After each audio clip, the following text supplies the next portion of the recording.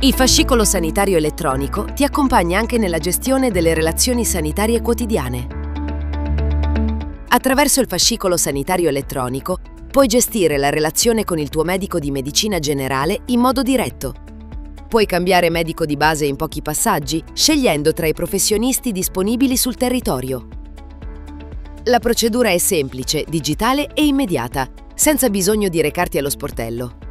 Con la funzione di delega puoi autorizzare un familiare o caregiver a consultare il tuo fascicolo o quello dei minori. Un figlio può essere autorizzato a gestire il fascicolo dei genitori anziani, aiutandoli a monitorare ricette e referti.